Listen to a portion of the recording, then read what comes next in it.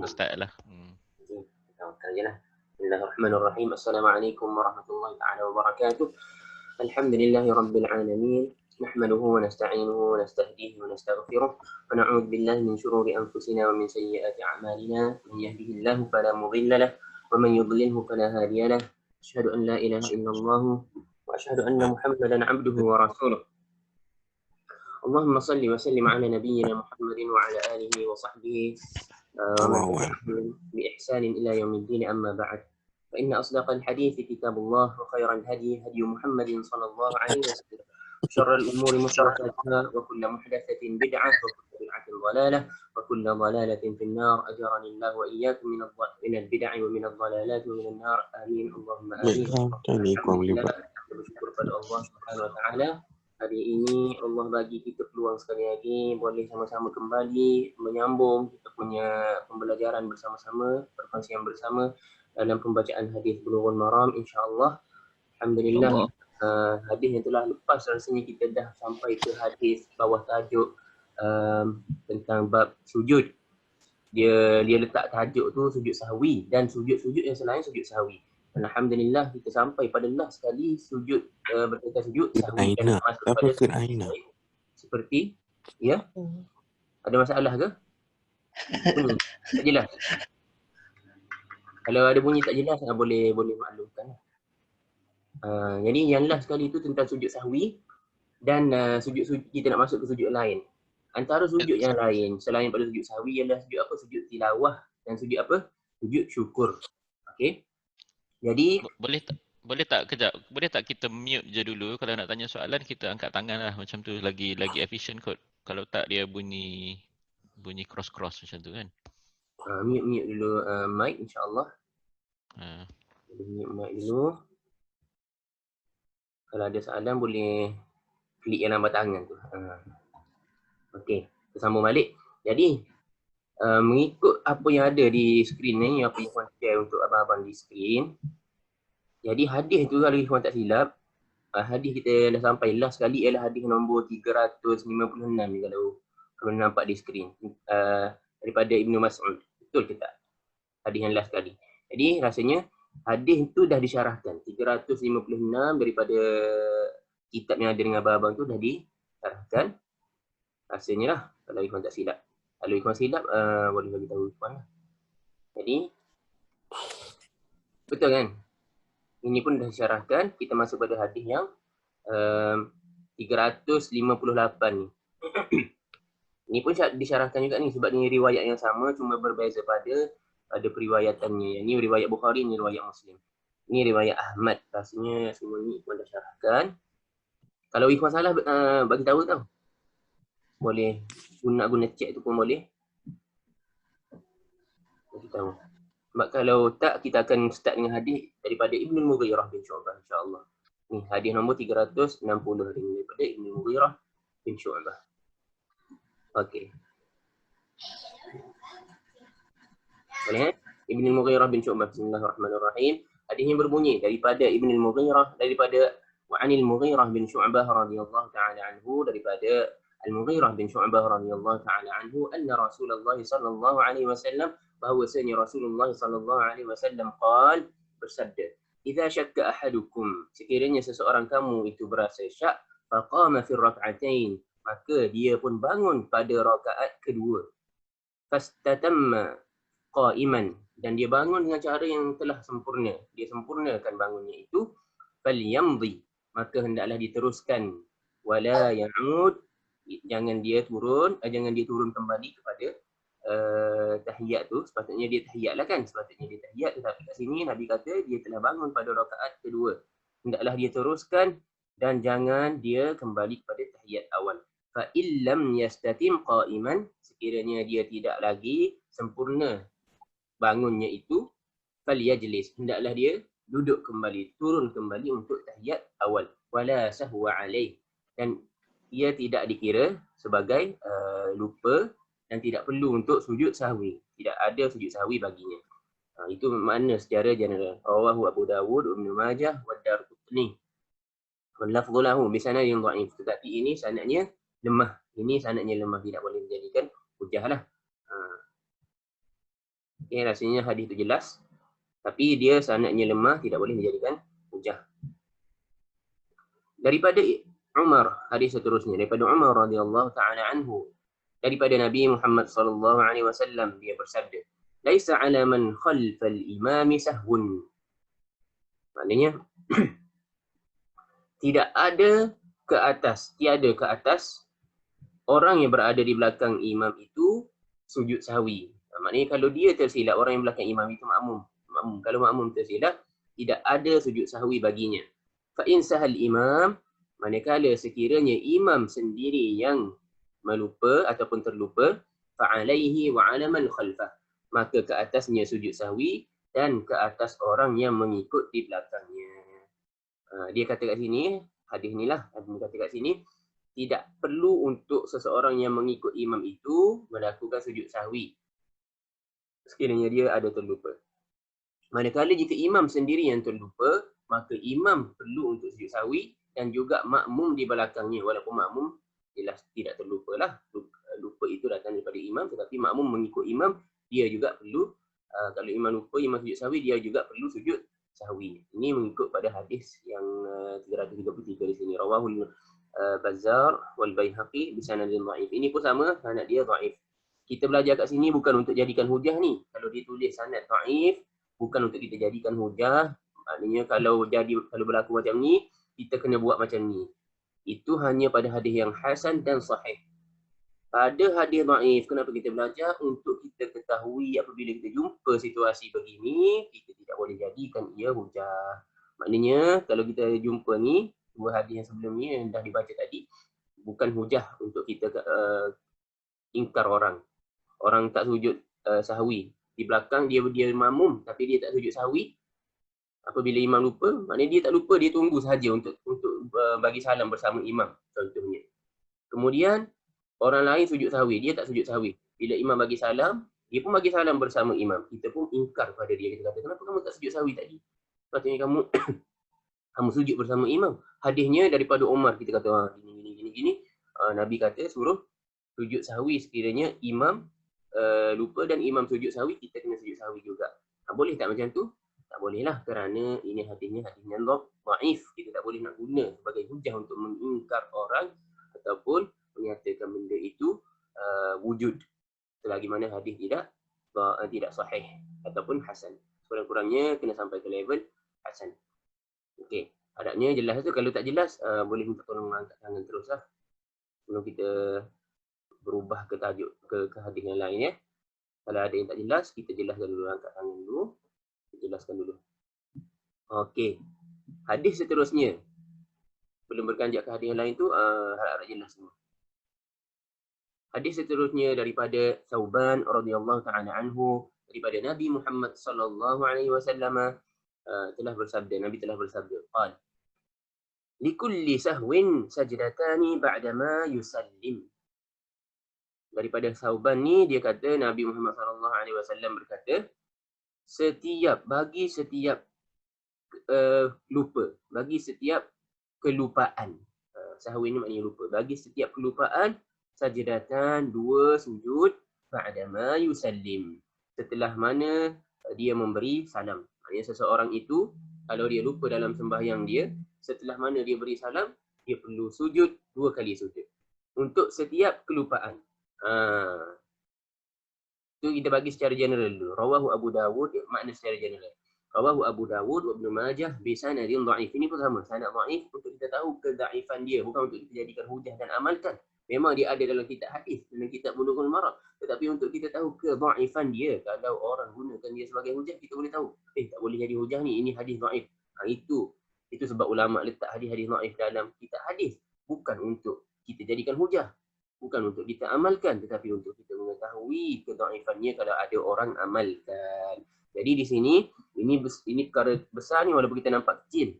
Likulli sahwin sajdatani ba'da ma yusallim. Dia kata bagi setiap kelupaan 2 kali sujud setelah mana diberi salam. Kalaulah setiap kelupaan ada 2 kali sujud. Kalau dalam solat tu dia lupa 2-3 kali lupa, kan? Ada 3 kali lupa contohnya, berapa kali nak sujud? Kalau 3 kali jadi 6. Kan? Kalau 3 kali jadi 6, kalau 2 kali jadi 4. Adakah betul? Nabi Muhammad, kita ingat hadis yang sebelum ni, Nabi Muhammad sallallahu alaihi wasallam, hadis Dzal Yadain kan? Hadis Dzal Yadain. Nabi Muhammad sallallahu alaihi wasallam lupa. Apa benda yang dilupa? Dia lupa nak dia pergi salam pada tempat yang salah pada rakaat kedua, dia bagi salam satu lupa. Lepas tu dia bercakap lagi, dia berpaling ke belakang bercakap dengan para sahabat, siap bangun berpegang pada kayu masjid kan. Apa lupa tu kalau kita kata 3, tapi sepatutnya Nabi kena sujud kalau ikutkan hadis ni sahih kan, tapi hadis ni dhaif lah. Kalau ikutkan hadis ni sahih kan, contoh kata mestilah Nabi dah sujud sekurang-kurangnya 6 kali sujud. Sebab kita kata dia berpaling ke belakang, dia bagi salam pada tempat yang salah, dia bercakap salah dia bercakap kan. Sepatutnya dah 6 kali sujud, tapi apa yang Nabi buat dengan pada hadis Dzal Yadain tu? Dia kata Nabi sujud 2 sujud juga. Maknanya tak kenalah, hadis ini tidak kena untuk dengan apa ni cara Nabi praktikkan dia. Dan hadis ini pun hadis dhaif, jadi tidak ada masalah padanya. Tidak bercanggah pun dengan yang kita pelajari. Alhamdulillah hadis itu hadis dhaif. Untuk kita tahu kedhaifan dia. Okey. Kalau dah jelas, kita pergi pada hadis seterusnya. Hadis seterusnya 335 di sini dalam kitab abang-abang akak-akak tu. Hadis bernombor daripada Abu Hurairah, hadis yang bernombor ni, hadis yang bernombor ni pada Abu Hurairah. Dan kita akak-akak semua, abang-abang semua. An Abi Hurairah, daripada Abu Hurairah radhiyallahu taala anhu qala, dia berkata, sajadna ma'a Rasulillah sallallahu alaihi wasallam, kami telah bersujud bersama Rasulullah sallallahu alaihi wasallam fi idza as-samaa'u inshaqqat. Idza as-samaa'u inshaqqat. Ini okey. Ayat Al-Quran, idza as-samaa'u inshaqqat. Wa qara' bismi rabbik. Maknanya maksud Abu Hurairah di sini ialah apabila kami sembahyang bersama Nabi, Nabi pernah sujud ketika baca surah ni, dan Nabi sujud juga ketika baca surah Iqra' bismi rabbikal ladzi khalaq. Maknanya dalam kedua-dua ayat ini ada sujud apa tu? Abang-abang kakak ada sujud apa? Ada sujud kita panggil sujud tilawah. Rawah Muslim. Sujud apa? Sujud tilawah. Jadi di sini kita dah habis cerita tentang penulis kitab ni, dah habis bercerita ataupun meriwayatkan tentang hadis yang berkaitan dengan sujud sahwi. Sekarang dia masuk kepada hadis yang berkaitan dengan sujud tilawah pula. Dia kata mari cepat. okey, boleh mute dulu mute dulu mic, pastikan mic tu mute dulu. Okey, kalau ada soalan klik gambar yang angkat tangan tu, gambar tangan. Okey. Jadi di sini hadis ni menjadi bukti ataupun menjadi dalil bahawasanya ada benda yang dinamakan sujud tilawah. Ada benda yang dinamakan sujud tilawah. Sahabat lakukan bersama Rasulullah sallallahu alaihi wasallam. Okey, simple hadis ni. Kita pergi pada hadis yang seterusnya. Hadis seterusnya daripada Ibn Abbas radhiyallahu taala anhuma.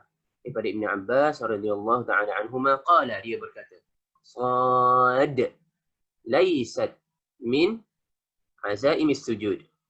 Okey, saya nampak Abang Yuzlan angkat tangan. Abang Yuzlan boleh ni boleh unmute. Apa ni? Tapi kita tak sujud pun dekat Iqra' bismi rabbikal ladzi khalaq. Kita tak sujud. Dia maksudkan dalam surah tu ada. Itu maksud dia. Dia sebut ni sebagai untuk sebagai reference lah.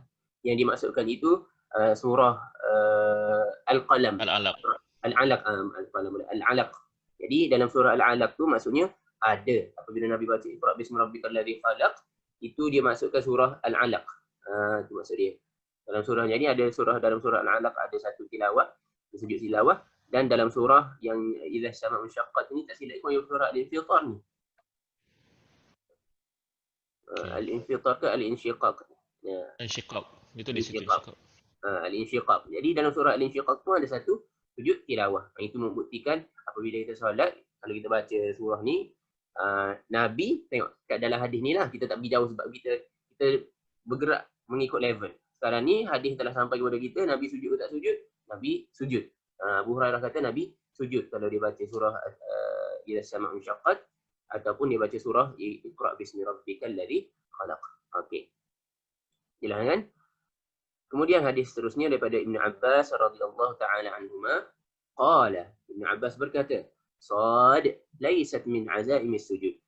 Okey, dia kata dalam surah Sad, Ibnu Abbas kata ni, pupu Nabi Muhammad sallallahu alaihi wasallam, hibrul ummah, dakwat umat. Maknanya hebat ilmu dia, Ibnu Abbas ni ilmu dia tinggi. Nabi berdoa kepada dia, ajarkanlah, ya Allah ajarkan kepada Ibnu Abbas ni ta'wil, ilmu ta'wil, dia faham Quran, tafsir. Kemudian mu'allimhu ta'wil, faqihu fid din, mula-mula Nabi kata. Nabi doa kepada Ibnu Abbas, faqihu fid din, fahamkan dia dalam agama, wa'allimhu ta'wil, dan ajarkan dia ta'wil, mentakwil, mentafsir makna Al-Quran. Ibnu Abbas last kali jadi hibrul ummah, orang gelar dia dakwat umat kerana doa Nabi Muhammad SAW, jadi berkat ilmu dia. Dia kata, Ibn Abbas kata, dalam surah Sad, laisat min azaimis sujud. Tidak ada padanya, azaim ni maknanya penyebab ataupun benda-benda yang disuruh. Apabila ada benda tersebut, maka disyariatkan sujud. Jadi secara simpelnya Ibn Abbas kata, tidak ada pensyariatan sujud pada surah Sad. Sujud tilawah. Bahasa kita, tidak ada sujud tilawah pada surah Sad. Gitulah bahasa simpel. Baru boleh faham kan? Tidak ada sujud tilawah pada surah Sad. Kata Ibn Abbas, wa qad ra'aitu Rasulullah sallallahu alaihi wasallam yasjudu fiha. Tetapi aku telah melihat Rasulullah sallallahu alaihi wasallam sujud padanya. Rawahul Bukhari. Okey. Di sini menarik poin dia. Ibn Abbas kata dalam surah Sad sepatutnya tak ada tempat untuk sujud tilawah. Akan tetapi aku melihat Rasulullah sallallahu alaihi wasallam sujud padanya. Apa benda yang hendak diberitahu oleh Ibn Abbas ni? Di sini mengikut syarahannya, yang dimaksudkan oleh Ibn Abbas, kadang-kadang tak semestinya ada sujud tilawah baru kita sujud. Tetapi apabila Nabi Muhammad SAW dia baca tentang Nabi Muhammad SAW ni dia bertadabbur dengan Al-Quran. Dia ada dia punya kelebihan dia, mereka ni bertadabbur dengan Al-Quran. Bukan setakat Nabi tetapi sahabat Nabi juga. Umar pernah menangis ketika mana dia baca surah dalam solat subuhnya. Sahabat riwayat Umar menangis. Kita kenal Umar orang yang kasar, kan? Dia boleh menangis. Kenapa? Tadabbur tu di mana kita zaman sekarang ni tak ada. Tak mampu untuk kita tadabbur kalau kita tak faham bahasa Arab. Jadi Nabi Muhammad SAW kata Ibn Abbas dia sujud. Kenapa? Kerana dia bertadabbur. Dia baca ayat dalam surah Sad ni. Ada satu ayat, tengok sini syarahan dia kalau Imam baca sini. Dia kata ada satu ayat tu, bal warada bi sighatil ikhbar. Dia kata laisat min muakkidat allati warada laha tahriq. Tidak ada ayat-ayat yang menyatakan suruhan ataupun galakan untuk sujud. Bal warada bi sighatil ikhbar. Bahkan dalam surah Sad ni ada ayat yang menyatakan, yang ayat tu mengkhabarkan, memberitahu saja, bukan menyuruh. An Dawud alaihi salam, tentang Nabi Dawud alaihi salam, bi annahu fa'alaha. Yang mana Nabi Dawud dalam surah tu, maksudnya dalam surah tersebut Allah menceritakan cerita Nabi Dawud dan Nabi Dawud sujud. Gitu. Jadi Nabi Muhammad SAW dia tadabbur Al-Quran. Apabila dia baca tentang kalimah Allah, perkataan Allah, firman Allah, dia rasakan yang Allah bercakap dengan dia. Kan? Dia rasakan Allah bercakap dengan dia. Dia masuk dalam cerita walaupun cerita Nabi Dawud, dia duduk di situ. Dia seolah-olah masuk dalam peristiwa yang berlaku dengan Nabi Dawud dan dia hayati Nabi Dawud sujud.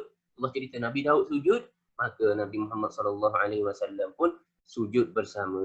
Nabi Muhammad SAW rasakan Allah sedang bercakap dengan dia dalam keadaan tersebut juga, maka dia sujud iqtidaan bihi, mengikut apa yang dilakukan oleh Nabi Dawud AS. Liqaulihi ta'ala, dalilnya firman Allah Subhanahu wa taala, fabihudahu muqtadih. Fabihudahu muqtadih. Allah sebut dalam Al-Quran, Allah kata dengan hidayah mereka hendaklah kamu ikuti. Itu suruhan Allah Subhanahu wa taala. Fabihudahu muqtadih. Kamu hendaklah mengikuti hidayah mereka. Siapa? Kalau dalam kes ini, dalam senario ini, Nabi mengikut hidayah ataupun panduan Nabi-Nabi yang sebelumnya.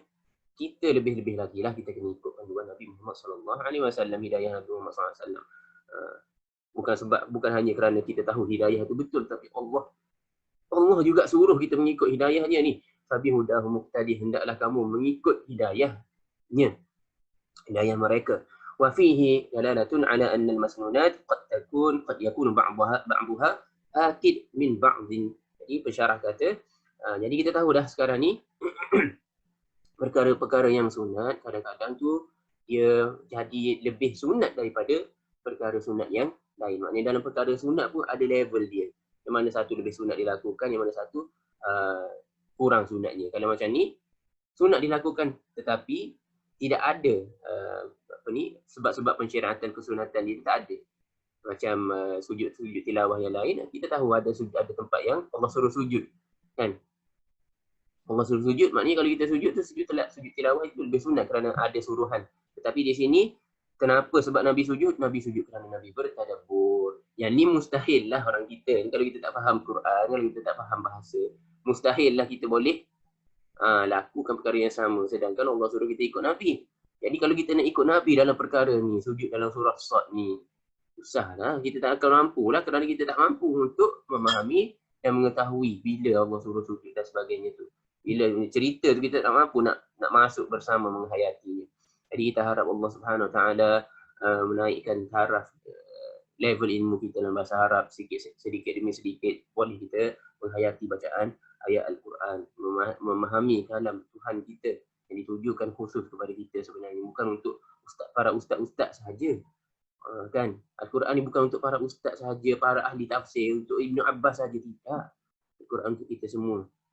Jadi kita minta Allah Subhanahu Wa Taala naikkanlah kesungguhan kita untuk belajar bahasa Arab, di mana kita belajar bahasa-bahasa lain. Jadi hadis seterusnya, rasanya jelas dah tu. Hadis seterusnya kita pergi kepada hadis dalam ni 339 daripada Khalid bin Ma'dan.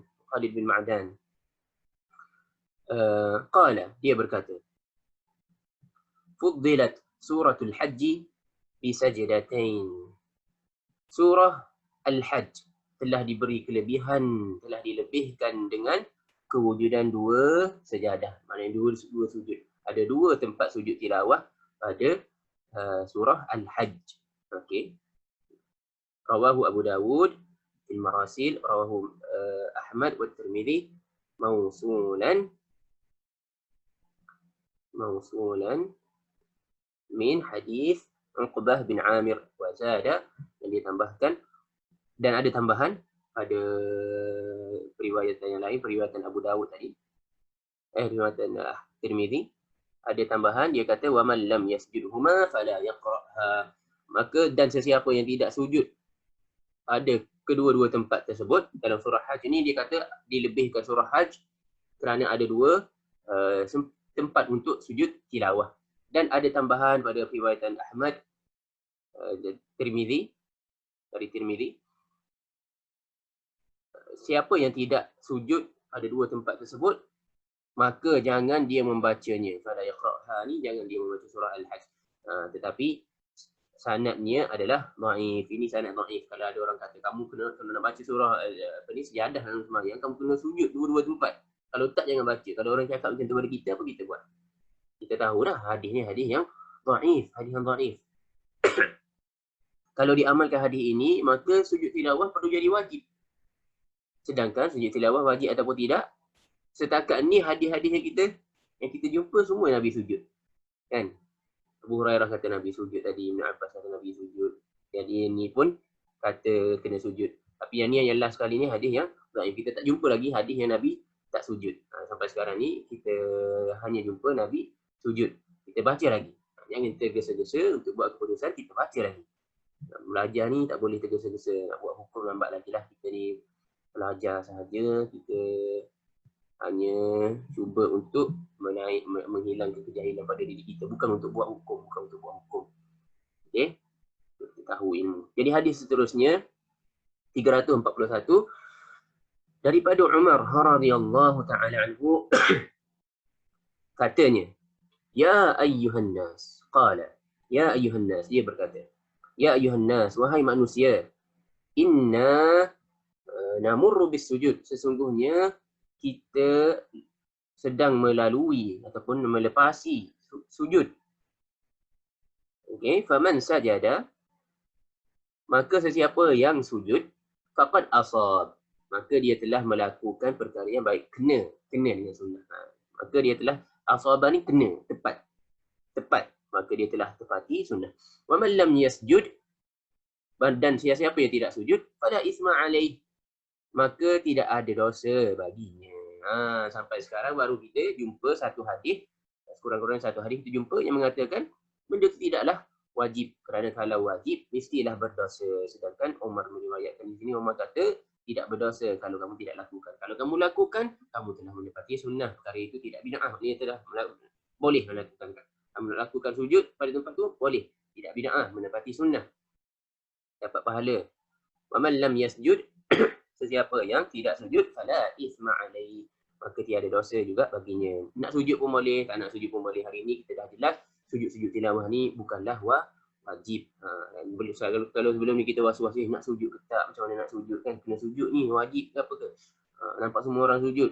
Jadi kita tahu hari ni sujud tilawah tidak wajib, dia sunnah. Tak siapa buat boleh, tak nak buat pun boleh. Wa fihi innallaha ta'ala lam yufridus sujud illa an nasha. Dan ada pada riwayat yang lain mengatakan sesungguhnya Allah Subhanahu wa taala, ni tambahan pada hadis ni kan.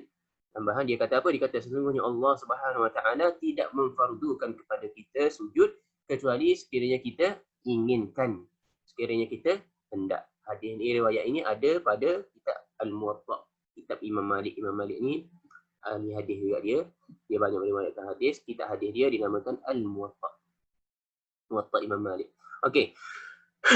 Kalau dah jelas dan tak ada soalan, kalau ada soalan boleh angkat tangan ni. Kalau tak ada soalan, insya-Allah kita teruskan pada hadis seterusnya daripada Ibnu Umar radhiyallahu taala anhuma, daripada Ibnu Umar radhiyallahu taala anhuma, ni anak kepada Umar, Abdullah bin Umar, terkenal dengan nama Ibnu Umar radhiyallahu taala anhuma. Dia berkata, kana an-nabiy sallallahu alaihi wasallam yaqra alaina, dulunya Nabi Muhammad sallallahu alaihi wasallam pernah membaca ke atas kami Al-Quran, katanya. Fa idza marra bis sajdati kabbar wa sajad. Kabbar wa sajad. Sekiranya dia lalu di atas tempat yang ada padanya sejadah, sujud sejadah, kabbara, Nabi akan bertakbir dan sujud. Ini kata Ibnu Umar, dulu kami baca Quran bersama Rasulullah, bila sampai ke tempat sujud tilawah, Nabi pun bertakbir dan sujud. Wa sajadna ma'ah, dan kami pun sujud bersamanya. Rawahu Abu Dawud bi sanadin fihi lin, diriwayatkan oleh Abu Dawud dengan sanad yang ada padanya kedhaifan, ada dhaif, ada kelemahan padanya. Jadi tidak boleh juga dijadikan hujah, tidak boleh dijadikan hujah. Okey, hadis seterusnya.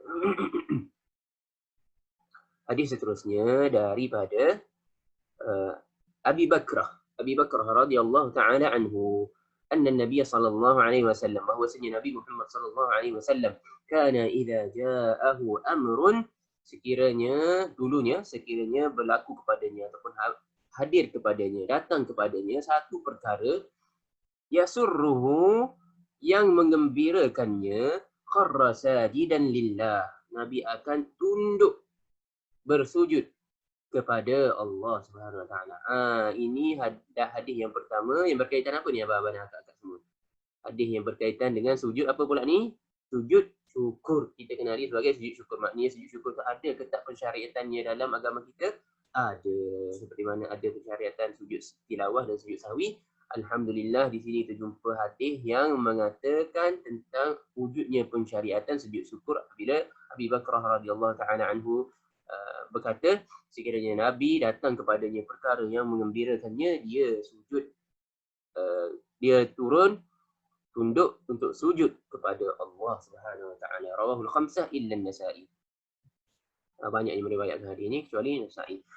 5 perawi meriwayatkannya kecuali Nasa'i. Itu hadis nombor 343 pada kitab Ikhwan, kitab abang dan akak-akak nombor berapa hadis itu? Hadis itu bernombor Abi Bakrah. Hilang dah hadis. 371. 371 dah, masya-Allah. 371, okey. Ni dia. Untuk abang-abang agak jadikan rujukan. Kita boleh tengok. Okey. Jadi hadis seterusnya itu jelas kan? Maknanya ada persyaratan sujud. Sujud syukur apabila datang perkara yang mengembirakan kita, boleh kita sujud syukur. Dan itu adalah sunnah, menepati perkara sunnah Nabi Muhammad SAW lakukan perkara tersebut.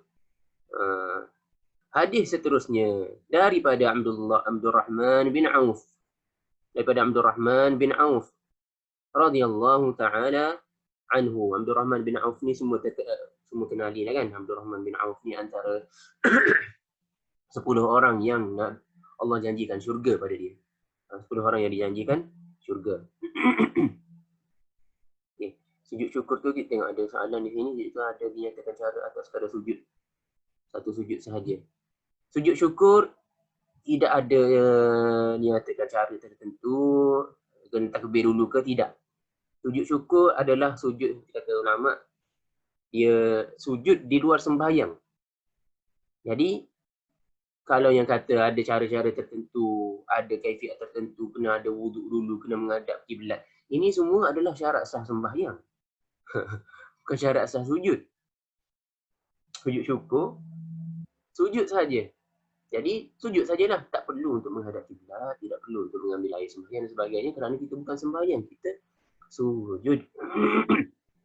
Okey, kita sujud. Kita baca dulu hadis ni tentang Abdurrahman bin Auf dan tentang Al-Bara' bin Azib.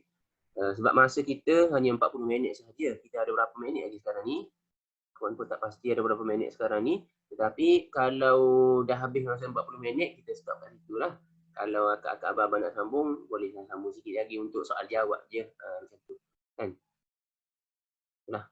Maksudnya Alhamdulillah boleh cover banyak hadis hari ni. Daripada Abdurrahman bin Auf. Abdurrahman bin Auf ni seperti yang kata tadi, dia ni salah seorang daripada sahabat Nabi yang hebat.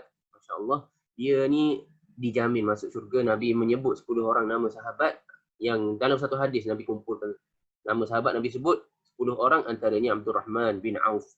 Dia ni antara sahabat yang terkaya. Duit dia dalam dinar emas, bukan dinar kuwait. Dinar emas pada waktu tu beribu-ribu dia telah infakkan di jalan Allah Subhanahu Wa Taala. Tak termasuk lagi beribu-ribu kuda yang dia infakkan ke jalan Allah Subhanahu Wa Taala. Itu Abdurrahman bin Auf. Ini antara contoh orang yang mana Allah bagi kekayaan kepada dia. Dia hanya letakkan kekayaan itu dalam tangan dia, bukan di hati dia. Dia bagi pada agama Islam. Radhiyallahu ta'ala anhu. Katanya, sajadan Nabi sallallahu alaihi wasallam fa aqala sujud. Nabi Muhammad sallallahu alaihi wasallam telah sujud dan dia memanjangkan sujudnya. Thumma rafa'a ra'sahu. Kemudian Nabi Muhammad sallallahu alaihi wasallam mengangkat kepalanya. Wa qala, maknanya satu kali tu Nabi panjangkan sujud dia.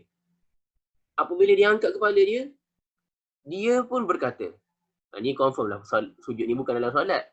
Kalau ada bangun daripada sujud dalam solat tiba-tiba bercakap, itu bukan solat namanya. Kan? Ya, ini sujud syukur ni bagi kakak yang bertanya tadi. Ini ada mungkin ada jawapannya. Inna Jibril. Sesungguhnya Jibril. Kita panggil Jibril. Nabi sebut sini Jibril. Atani, telah datang kepadaku. Malaikat telah datang. Malaikat Jibril telah datang kepadaku. Fabasyarani. Dan dia telah memberi kabar gembira kepadaku. Berita gembira kepadaku. Fasajadtu lillahi syukra. Maka aku sujud kepada Allah tanda syukur. Apa dia berita gembira tersebut? Rawahu Ahmad wa sahahul Hakim. Jadi hadis ni hadis yang sahih. Maknanya sujud. Kemudian Nabi bangun, Nabi bercakap satu sujud yang panjang. Nabi sujud tu. Sampai sekarang kita tak jumpa lagi apa yang dibaca pada sujud sahwi, kan? Dia kata Jibril datang, kemudian beri berita gembira, kemudian Nabi pun sujud kerana syukur. Apakah berita gembira yang dibawa oleh Jibril itu? Kita tengok. Fabasyarani bi anna man shalla alaihi sallallahu alaihi wasallam salatan sallallahu biha ashran. Berita gembira yang Nabi sampai sujud lama begitu adalah Jibril kata kepada Nabi, wahai Nabi Muhammad sallallahu alaihi wasallam, Allah berkata, sesiapa yang berselawat kepadamu satu kali, Allah berselawat kepadanya 10 kali. Betapa besarnya ganjaran selawat ni abang-abang dan kakak semua, sehingga kan Nabi dia tahu nilai, dia sujud untuk mensyukuri nikmat Allah Subhanahu Wa Taala, yang mana seorang umat dia berselawat kepada dia satu kali, Allah berselawat kepadanya, kepada kita yang berselawat kepada Nabi ni 10 kali. Dan selawat Allah Subhanahu Wa Taala ni kita kena faham maksud selawat apa. Selawat adalah memuji hamba, Allah memuji hambanya di hadapan malaikat, para malaikat. Jadi bila kita kata Allahumma salli ala Muhammad, memberi makna ya Allah berselawatlah kepada Nabi Muhammad sallallahu alaihi wasallam, kan? Sebenarnya kita seolah-olah berdoa kepada Allah, ya Allah pujilah Nabi di hadapan malaikatmu. Ya Allah pujilah Nabi di hadapan malaikatmu. Bila kita puji, bila kita minta Allah supaya memuji Nabi sekali di hadapan malaikatnya, Allah akan puji kita 10 kali di hadapan malaikatnya. Kadang apa lagi yang kita inginkan, kan? Bukan orang biasa puji, Allah Subhanahu Wa Taala puji kita di hadapan malaikat. Itu maksud selawat. Jadi kita diarahkan, disyariatkan untuk memperbanyakkan selawat pada hari Jumaat ni dan pada malam Jumaat semalam. Banyakkan selawat kepada Nabi Muhammad sallallahu alaihi wasallam, kerana Nabi menyuruh kita, kerana Allah menyuruh kita mentaati Allah Subhanahu Wa Taala. Bukan kerana niat-niat lain, kan, nak dapat kekayaan lah, apalah selawat ni. Tak ada. Kita ikhlaskan niat kerana mentaati Allah Subhanahu Wa Taala. Okey. Jadi jelas tu, dan hadis seterusnya dan hadis terakhir insya-Allah dalam bab sujud sahwi dan sujud-sujud lain, iaitu sujud tilawah dan sujud syukur, daripada Al-Bara' bin Azib radhiyallahu taala anhu, anna Nabiy sallallahu alaihi wasallam ba'atha 'Aliyan ila al-Yaman. Sesungguhnya Nabi Muhammad sallallahu alaihi wasallam telah menghantar Ali ke Yaman, ke negeri Yaman. Fa dzakara al-hadis. Kemudian Al-Bara' bin Azib ni menyatakan hadis-hadis itu panjang. Tapi pensyarah kitab Bulughul Maram ni ambil part ataupun bahagian berkaitan dengan hadis yang tentang sujud syukur. Qala, maka dia berkata, fakataba Aliyun bi islamihim. Ali telah menulis surat kepada Nabi, kan Nabi hantar Ali ke Yaman, kemudian Ali menulis surat kepada Nabi, dia menghantar surat kepada Nabi menyatakan kaum Yaman telah masuk Islam. Falamma qara'a Rasulullah sallallahu alaihi wasallam, setelah mana Nabi membaca surat tersebut sallallahu alaihi wasallam, membaca surat tersebut, kharra sajidan, Nabi turun untuk sujud. Di sini membaca, di sini Nabi dia tak boleh membaca. Allah jadikan dia tidak boleh membaca itu sebagai hujah kepada kaum kafir, supaya kaum kafir tidak boleh menuduh Nabi membaca benda Al-Quran dan sebagainya dalam kitab-kitab yang terdahulu. Jadi ada sebab kenapa Allah jadikan Nabi tidak boleh membaca. Di sini bila disebut Nabi membaca, maknanya ada orang lain. Nabi Muhammad SAW dia ada beberapa orang sahabat, termasuklah 4 khulafa ar-Rasyidin tu, kesemuanya dia ada. Mereka ni penulis wahyu Nabi dan pembaca surat Nabi Muhammad SAW. Okay.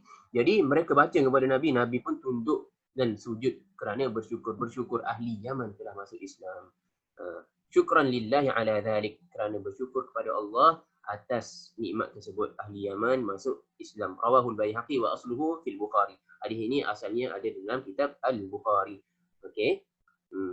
Jadi rasanya jelas dah tu. Masya Allah kita ni Zoom tak tutup-tutup lagi, dah berapa minit ni? Rasanya dah lebih 40 ke? Ke dah sampai 40? Zoom tak tutup-tutup ni, Masya Allah. Ke dah hilang dah semua orang ni? Ada lagi. Okey, Alhamdulillah dah habis dah tu hadis kita dalam bab sujud sahwi dan sujud syukur dan sujud tilawah. Ada soalan ke? Kalau tak ada, ada soalan. Okey, Abang Yudhizam boleh unmute lah. Ini kalau kita tak baca sujud tilawah, kalau kita tak buat sujud tilawah tu, dia tak ada replacement. Contohnya macam tak tahu selawat ke apa ke. Allah Alam lah, tanya ni. Tak tanya ada sebab tak tahu. Okey. Tak ada. Ikhwan jawab dengan bagi kaedah je lah. Replacement bukan mudah-mudah kita boleh tentukan sesuatu apabila perkara yang berkaitan dengan ibadat. Jadi selawat pun ibadah. Sujud sahwi pun ibadah. Sujud tilawah pun ibadah. Ibadah ni, asal segala ibadah adalah haram kecuali ada dalil. Itulah sebab Allah Subhanahu Wa Taala menghantar Nabi Muhammad sallallahu alaihi wasallam untuk mengajarkan kita perkara agama. Jadi perkara agama itu tak boleh mudah-mudah untuk kita reka sendiri jika tidak ada bukti pensyariatannya di dalam ajaran Nabi Muhammad sallallahu alaihi wasallam dan riwayat para sahabat. Jadi apabila kita tinggalkan sujud tilawah tadi, nak ganti dengan sesuatu benda, kita memerlukan dalil. Adakah Nabi pernah bila dia tak buat sujud tilawah, dia ganti dengan selawat dan sebagainya? Tidak. Bahkan sahabat kata ada tempat Nabi tinggalkan, ada tempat Nabi sujud. Okey. Jadi apabila sahabat kata begitu, Nabi tinggalkan, kita faham makna tinggalkan ialah tak ada ganti apa-apa lah. Selagi mana tidak ada bukti yang Nabi menggantikan, kita kena ikut dia lah. Dia tinggal pun, kita tinggal tu ikut dia juga sebab dia tinggal. Dia ada tempat dia tinggal. Kan? Kita tinggal tu sebenarnya ikut dia juga. Sebab itulah kita kena layan benda yang sunat, kita layan dia secara sebagai sunat. Jangan kita kalau benda sunat kita buat. Kita kalau tinggal pun rasa, tinggal benda sunat rasa macam tak puas hati, tak sempurna. Itu dah jadi lain dah. Kita telah mewajibkan ke atas kita perkara yang sunat. Kita kena layan perkara sunat sebagai sunat. Kadang-kadang kita buat, kadang-kadang kita tak buat. Kita layan benda wajib dengan wajib, jangan tinggal langsung. Kan? Kita layan benda haram sebagai haram, jangan buat langsung. Kalau sunat kita buat sekejap, kita tinggal sekejap. Kan? Jangan wajibkan kepada kita.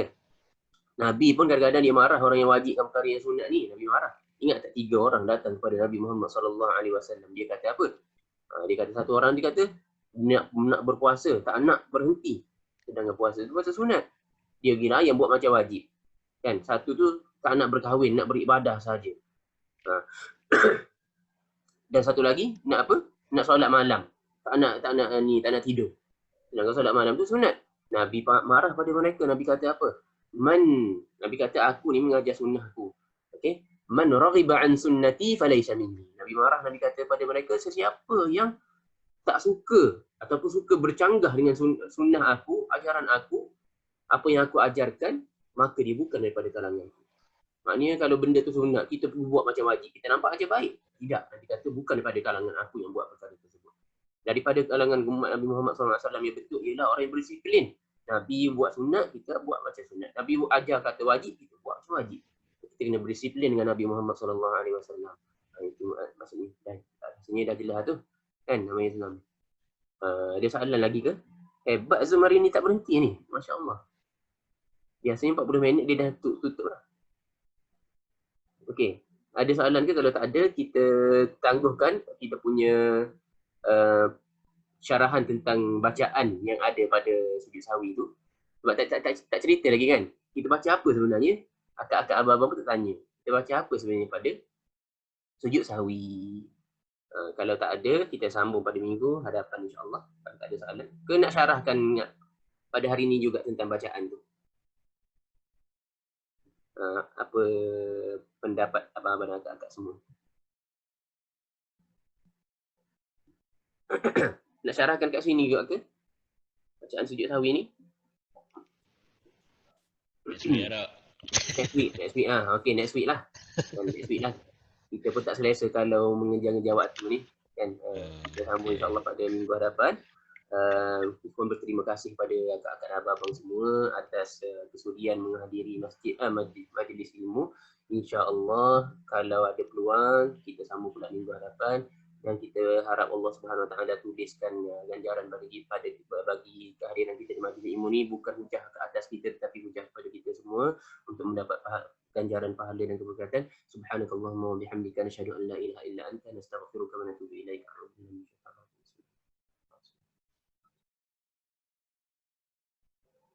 Okey, kita jumpa pula pada minggu hadapan. Jazakumullah khairan katsira. Assalamualaikum warahmatullahi taala wabarakatuh.